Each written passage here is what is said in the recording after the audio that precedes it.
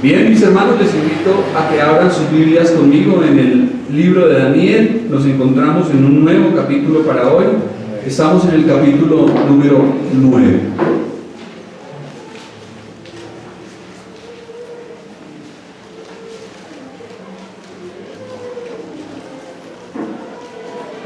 Libro de Daniel, capítulo 9.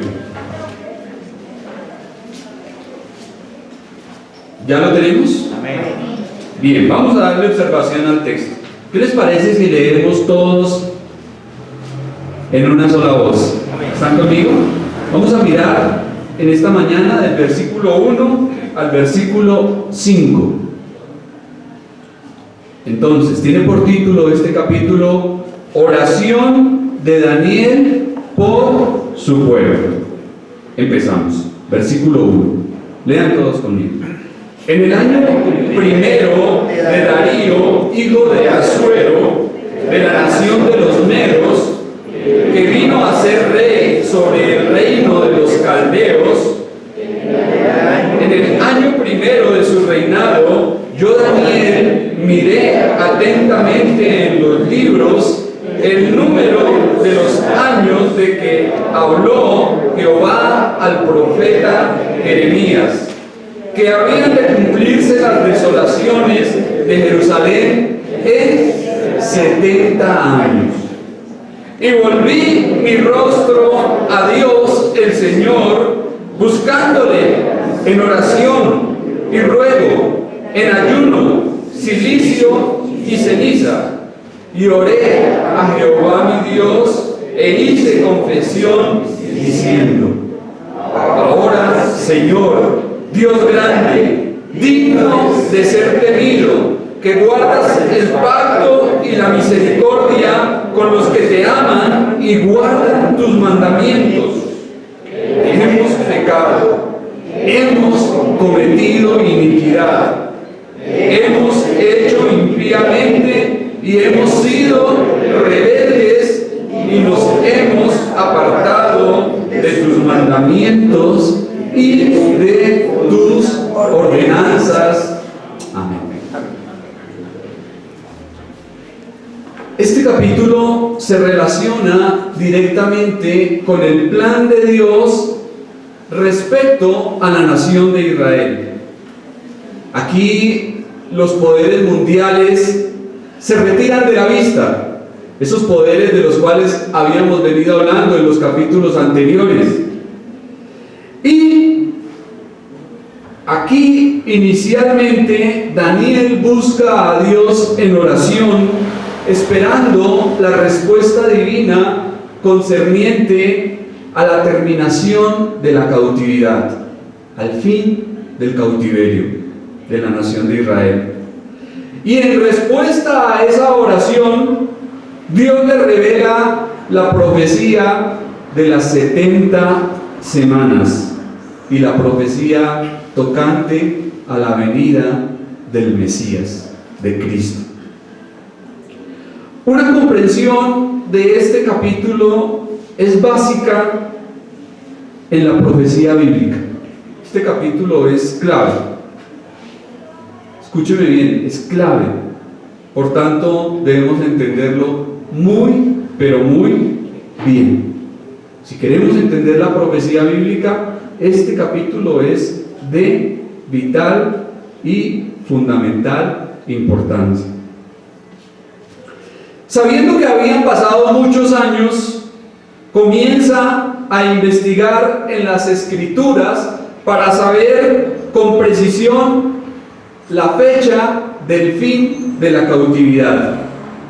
Podemos decir que Daniel considera el tiempo del cautiverio. Es decir, que estaba contando y mirando, ya que el tiempo del cautiverio ya se acercaba a los 70 años. Y vemos que al igual que en ocasiones anteriores, Daniel nos da la ubicación histórica del suceso a tratar. De modo que se refiere al primer año del rey Darío. Y ese es el mismo que encontramos en el capítulo 6, ¿recuerdan? Ese Darío que de mala gana echó a Daniel en el foso de los leones porque no quería hacerlo. Es el mismo que aparece acá. Por su parte, Asuero, el que se menciona aquí, no es el mismo que aparece en el libro de Esther, un personaje que también tiene el mismo nombre, pero que aparece 50 años después. Este es otro Asuero. Es importante señalar que Darío de Media fue constituido rey o vino a ser rey porque Ciro el Grande le dio esa autoridad, ese reino sobre los caldeos. Así que en realidad Darío, el que se menciona aquí, fue un subordinado de Ciro el Grande. Luego Daniel nos dice que miró atentamente en los libros. ¿Cuáles libros? ¿Cuáles libros? ¿En cuáles libros estaba él indagando, mirando, buscando? En las Escrituras. Entre esos escritos en los que se hallaba el libro del profeta Jeremías. Por tanto, podemos decir que Daniel estaba examinando el canon sagrado, el conjunto de libros inspirados por Dios, hasta que llegó a los pasajes en que Dios había revelado a Jeremías la duración exacta de la cautividad. Y esto se cumplió con una asombrosa precisión. A pesar de que el rey Joacim había hecho pedazos los rollos y los arrojó al fuego, Daniel atesoraba para sí los escritos sagrados. Y vemos que él era un estudioso del Antiguo Testamento. Y aunque Nabucodonosor y sus sucesores ya habían muerto, sin embargo, la palabra de Dios estaba viva y activa. Y lo que Dios había anunciado, lo que Dios había hablado y había predicho tiempo atrás, debería cumplirse con una asombrosa y maravillosa exactitud.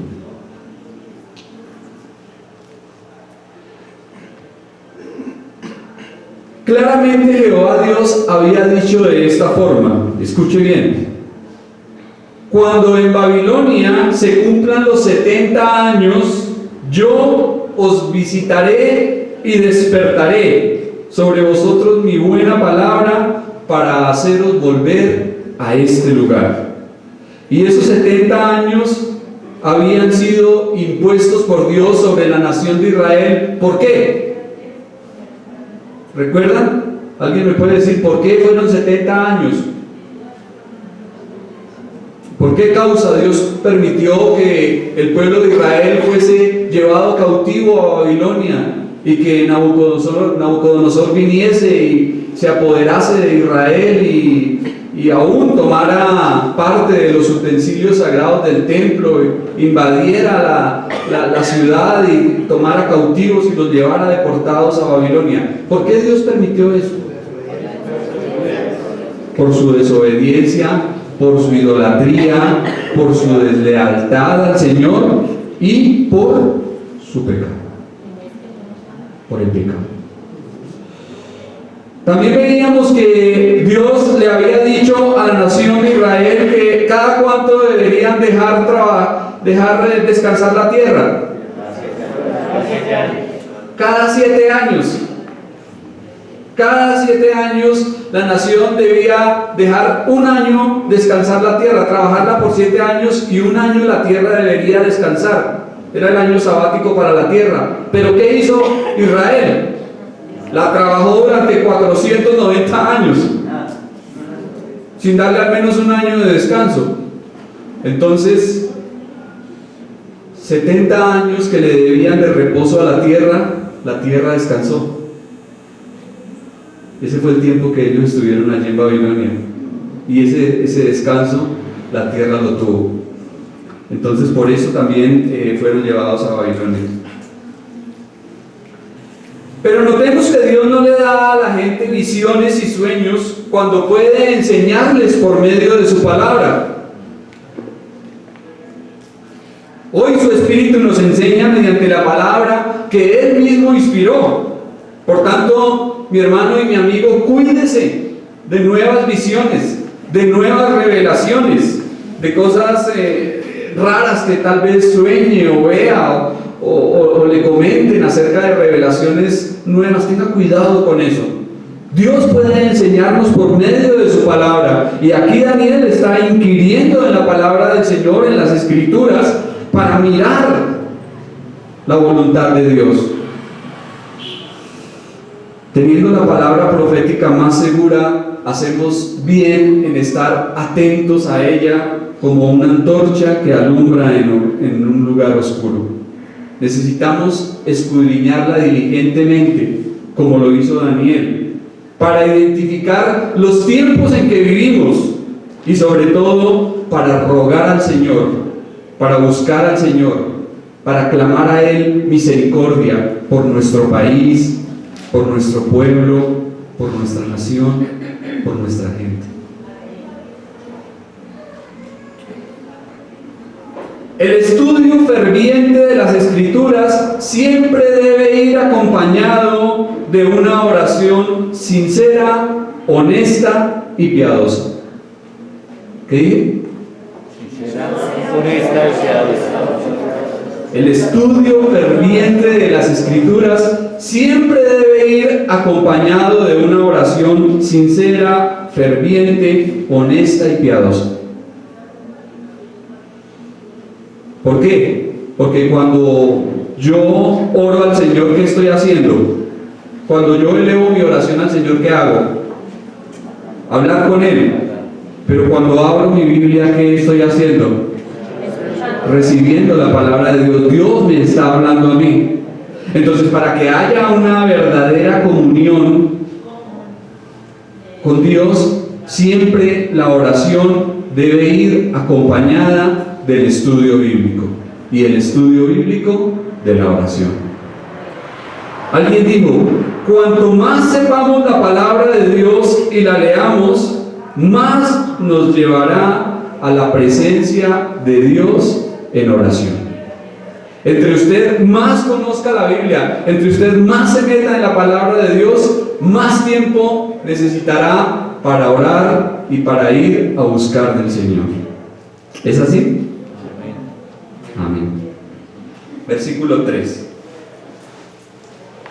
Y volví mi rostro a Dios el Señor, buscándole en oración y ruego, en ayuno, cilicio y ceniza, sabiendo que solo Dios podía resolver el asunto que le preocupaba. Daniel se entregó a la oración. Escuche bien, se entregó a la oración, una oración seria, humilde y devota. La expresión volví mi rostro a Dios el Señor, buscándole en oración y ruego, está saturada de significado y es uno de los grandes modelos de oración en la Biblia. La connotación es que el vasallo viene delante de su señor reconociéndole como aquel que tiene toda la autoridad y señorío, apelando en oración e intercesión a su misericordia en una actitud de plena humildad. Daniel vino delante del Señor en una actitud de verdadero reconocimiento de su majestad. La grandeza de la oración aquí registrada no se debe a la elocuencia de palabras que utilizó este siervo, ni tampoco a la extensidad de la oración. Realmente lo que hace que una oración sea importante y notable, ¿qué es? ¿Qué debe llevar la oración? ¿Qué debe tener? Sinceridad, ¿y qué más? Humildad, fe. Fe. Una oración que agrade al Señor debe ir cargada de fe. Una fe sincera, una fe honesta como la de un niño que espera en las preciosas promesas de su Padre. Lo importante señalar de Daniel es que comienza diciendo: volví mi rostro a Dios el Señor. Muchas veces nosotros oramos para que el vecino nos escuche, o como aquel boxeador que estaba orando después de que alguien lo provocó y ya se había convertido al Señor y empezó a orar de la siguiente forma: Señor, ayúdame, porque tú sabes que con estos puños yo hería a muchos hombres.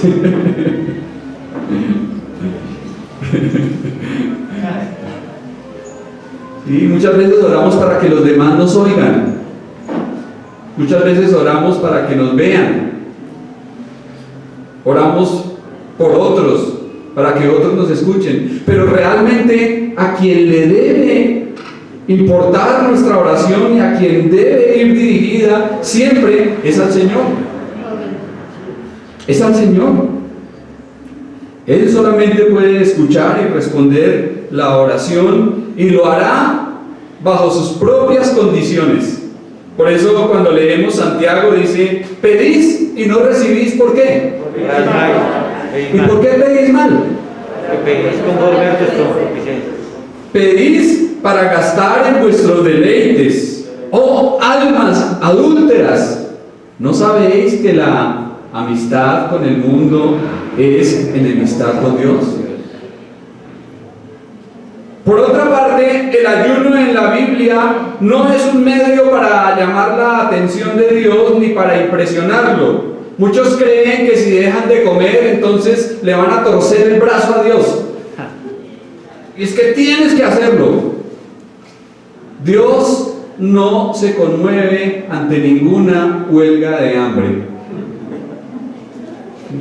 El hecho de que usted deje de comer y que haga huelga de hambre, eso no quiere decir que Dios esté forzado a responderle.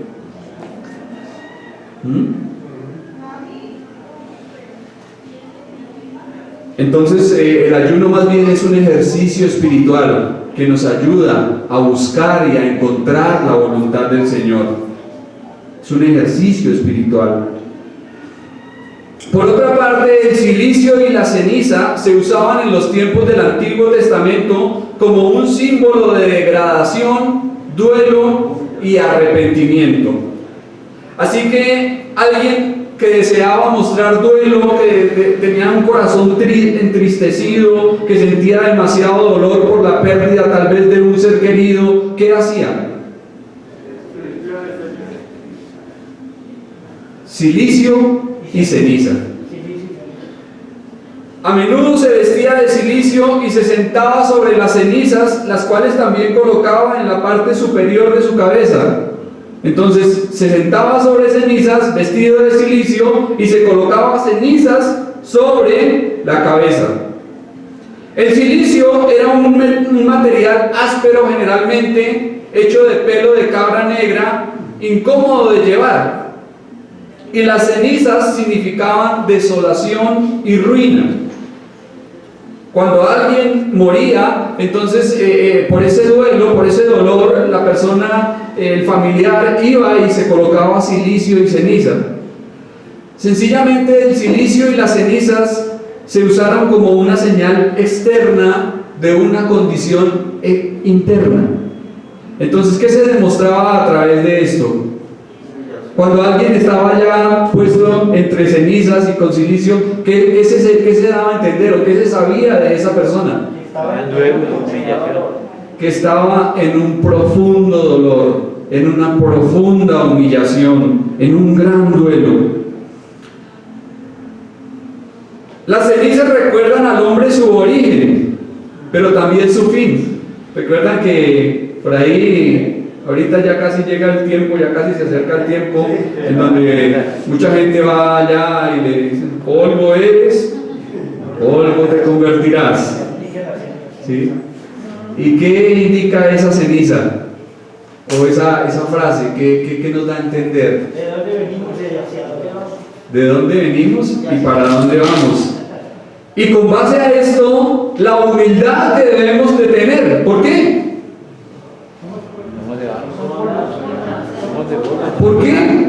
No somos nada. Porque somos barro, porque somos polvo, cenizas, porque ante Dios no valemos nada. Realmente nuestra condición es efímera, es pasajera, es transitoria en esta vida. Y lo que realmente vale, lo que realmente perdura es lo que tengamos de Dios. Lo que tengamos de Dios. ¿Ha buscado usted al Señor en esa actitud de profundo duelo, en humildad y en arrepentimiento? ¿O es de aquellos que se acercan al Señor y le dicen: Señor, aquí estoy, yo decreto, yo declaro, demando que tiene que ser así?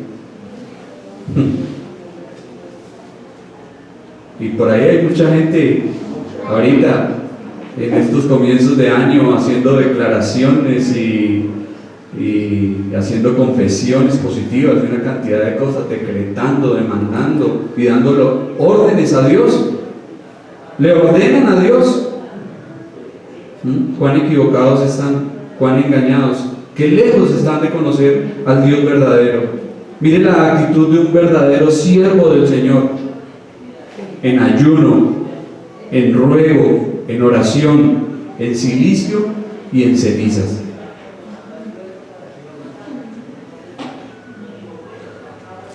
Ahora vemos que Daniel no salió a jactarse ni tampoco a predicar un sermón. ¿Qué fue lo que hizo cuando vio que el tiempo se iba a cumplir? ¿Qué hizo? Caer de rodillas, caer de rodillas.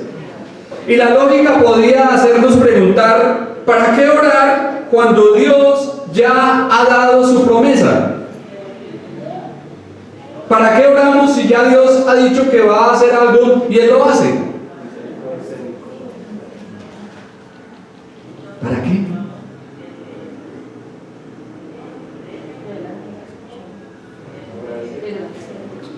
Las promesas de Dios son para estimular y alentar nuestras oraciones, no para hacerlas innecesarias. Oramos sabiendo que Dios va a cumplir lo que ha prometido y Dios espera que lo hagamos y debemos hacerlo. Y esta debe ser la actitud verdadera de todo aquel que estudia la Biblia con humildad. Es triste ver cómo tanta gente se vuelve arrogante, hablando más de la profecía. Dice: bueno, esto va a ocurrir y esto, y son unos arrogantes, jactanciosos, soberbios, orgullosos, vanagloriosos, cuando deberían ser humildes, cuando deberían de ser más bien unos guerreros de oración, hombres y mujeres entregados a la oración. Y eso es lo que Dios espera y eso es lo que debemos hacer. Daniel nos enseña que la apropiada respuesta a la profecía, ¿cuál es? La oración. Una oración ferviente, honesta y constante. ¿Cuántos tienen sueño? Digan amén los que están dormidos. Gracias a Dios porque estamos despiertos. Versículo 4. Y oré a Jehová mi Dios e hice confesión diciendo: ahora, Señor, Dios grande, digno de ser temido, que guardas el pacto y la misericordia con los que te aman y guardan tus mandamientos. Por segunda vez en este capítulo, Daniel usa el nombre de Jehová para referirse a Dios. Ese es el nombre personal de Dios con el que se ha relacionado con la nación de Israel. La mayor parte de la oración se concentra en la confesión de pecado. Y esto es muy importante, porque Dios no bendecirá a la nación hasta que no haya confesado sus pecados en arrepentimiento. Dice la palabra claramente: el que encubre sus pecados no prosperará, mas el que los confiesa y se aparta de ellos alcanzará misericordia. Cuán necesaria es la confesión, pero no la que se le hace al cura. Que muchos creen que confesarse es ir allá y ponerse de rodillas y decir: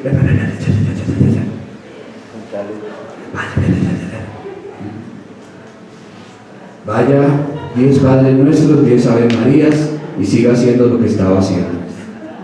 Tranquilo, no hay problema. ¿Será que esa es la confesión de la que la palabra de Dios habla?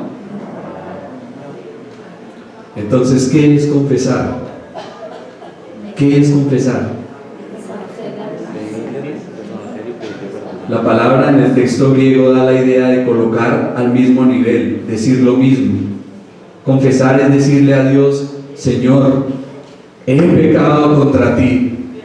He pecado contra ti, Padre. Pequé por esto. Esto, Señor, que hice no estuvo bien delante de tus ojos, porque tú dices en tu palabra que no está bien. Eso es homologar, eso es confesar. Decirle a Dios: Señor, he fallado, me arrepiento, como lo está haciendo aquí Daniel. Todos los que deseen hallar misericordia deben confesar sus pecados. Todos los que quieran y deseen hallar misericordia deben confesar sus pecados. ¿Ha usted confesado sus pecados a Dios? ¿Ha usted sentido dolor por su pecado? ¿Ha llegado a la condición de decir: Señor, te he fallado, he pecado contra ti, Padre, me arrepiento, no quiero volver a hacerlo, apártame de esto? Con lágrimas en sus ojos y con dolor profundo en su corazón. Eso es lo que Dios espera. Eso es lo que Dios quiere. No palabras hipócritas ni fingidas. La oración que Dios escucha es una oración sincera, una oración humilde, que sale realmente del corazón. Daniel, por así decirlo, personifica a la nación de Israel y hace confesión como si toda la nación estuviese hablando por medio de él. Él toma el lugar de sus compatriotas en la confesión de pecados, identificándose con ellos. Entonces vemos que aquí Daniel dice algo grandioso, versículo 5: hemos pecado, hemos cometido iniquidad, hemos hecho impíamente, hemos sido rebeldes y nos hemos apartado de tus mandamientos y de tus ordenanzas.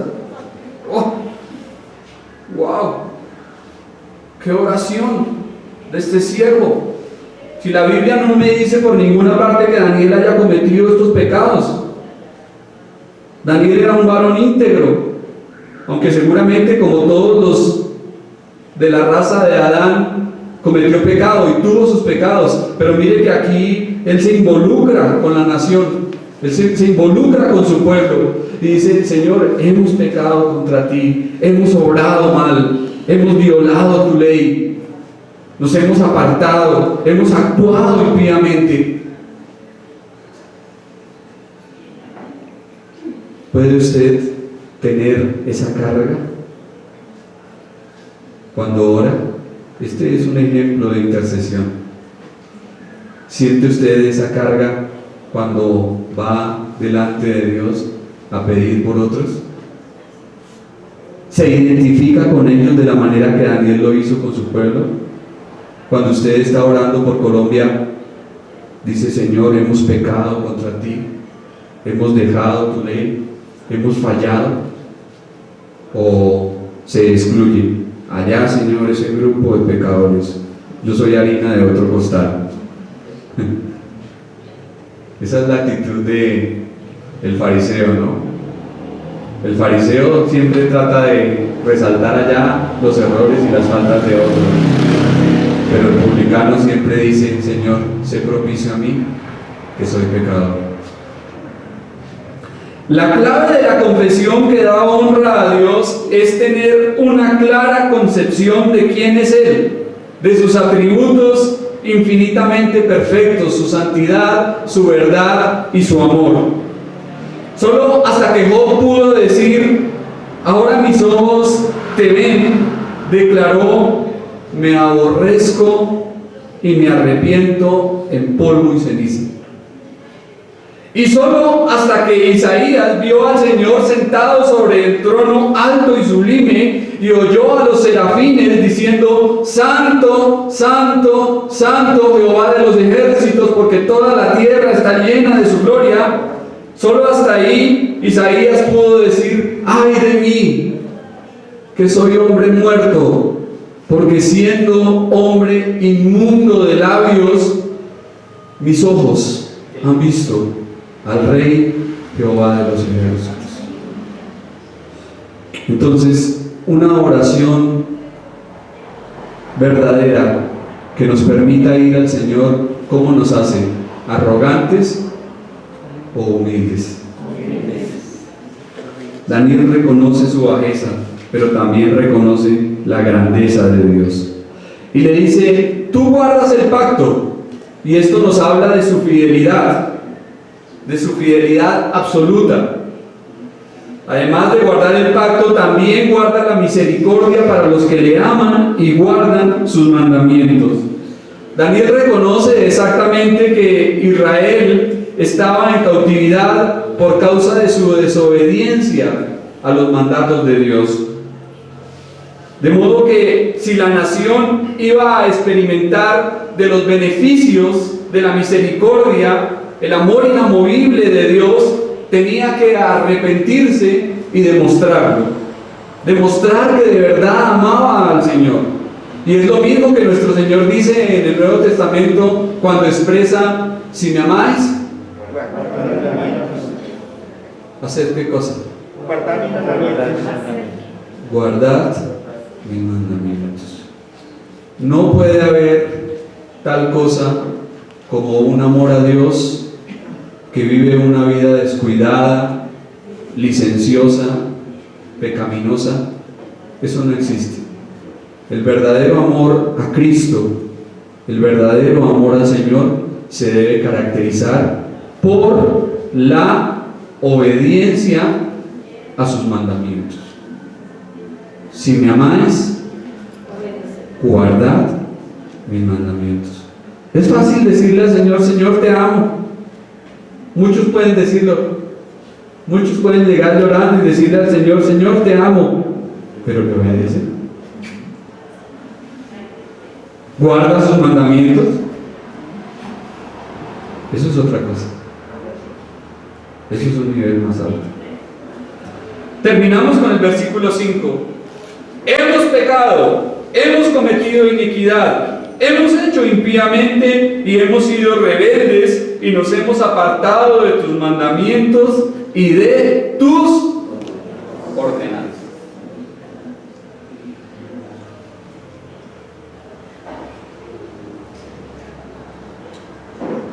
De manera enfática, Daniel reconoce cómo la nación ha desafiado a Dios.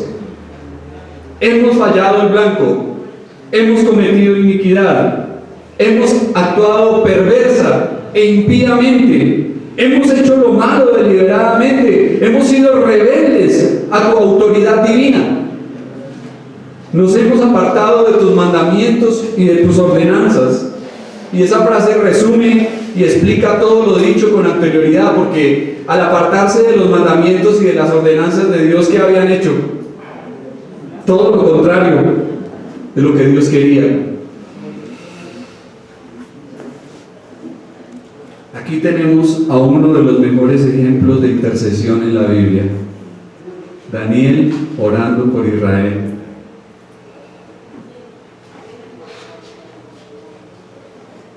Al repasar la historia, reconoce que Israel fue impía y Dios fue justo al juzgarlos, que dejaron a un lado la palabra de Dios, la palabra escrita y la palabra hablada, como veremos más adelante en el versículo 6, porque Dios no solamente les dio su palabra escrita, también les habló por medio de sus siervos, los profetas.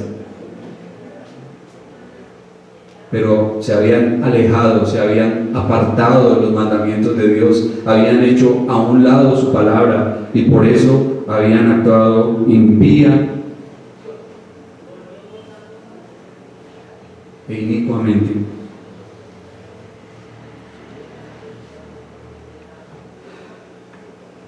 ¿Qué podemos aprender de este pasaje? ¿Qué podemos aprender de esto? ¿Cómo debe ser la oración sincera? ¿Cómo debe ser la oración que Dios está esperando de nosotros? ¿Qué debe tener? Humildad. ¿Qué más?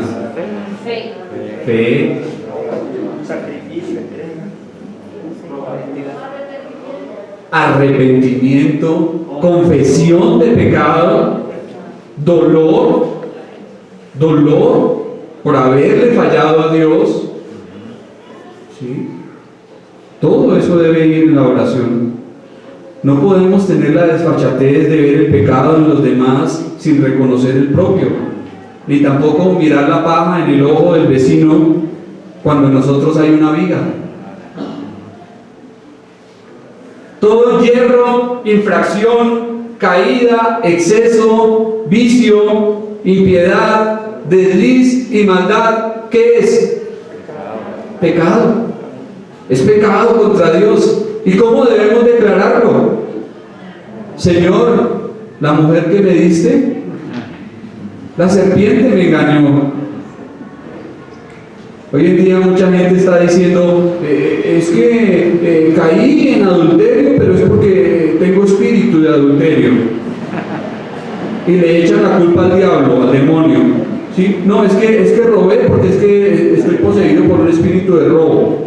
Entonces necesitan liberación y no arrepentimiento. Necesitan una liberación según ellos y no arrepentimiento. Pero la verdadera liberación, mis hermanos, y la mejor liberación es cuando hacemos una confesión honesta por haberle fallado a Dios. Cuando hacemos una confesión auténtica de pecado. Esa es la mejor liberación que podemos experimentar. En resumen y conclusión, la oración de Daniel es muy inspiradora, pues la actitud con la que el siervo elevó su plegaria es de gran importancia. Tenemos que primero fue una oración con gran solicitud y profunda carga. Segundo, buscó a Dios con ahínco, suplicando su atención. Tercero, una oración con profunda humildad, manifestando humillación y honestidad. Cuarto, reconoce la grandeza de Dios y la bajeza del ser humano. Quinto, es una oración con gran solicitud por los demás, que se preocupa por la condición espiritual de otros. ¿Ha sentido usted esa carga de orar como lo hizo aquí Daniel?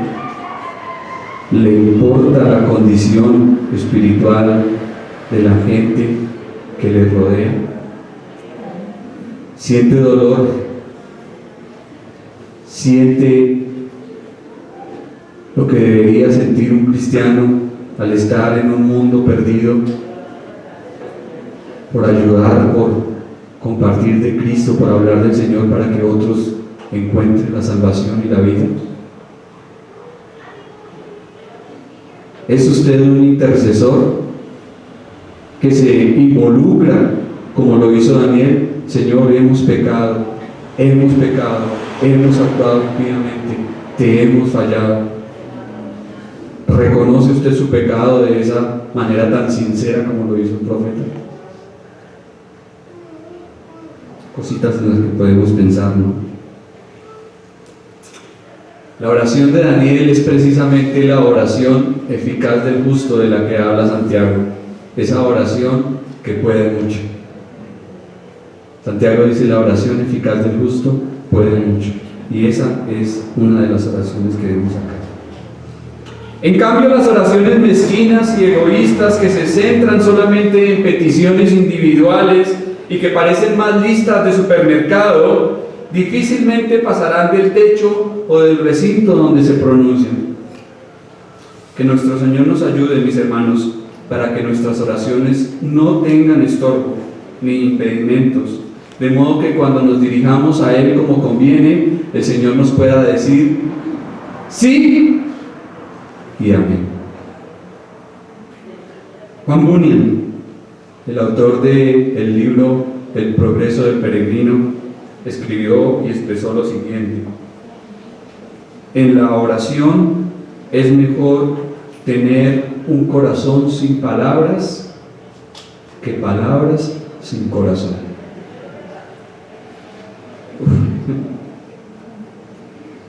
En la oración es mejor tener un corazón sin palabras que palabras sin corazón.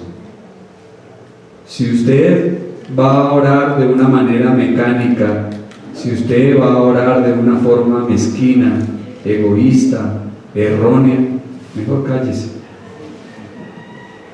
Mejor cállese, porque no se le olvide que se está dirigiendo ante aquel que lo sabe todo, ante el omnisciente Dios, a quien nunca podrá engañar.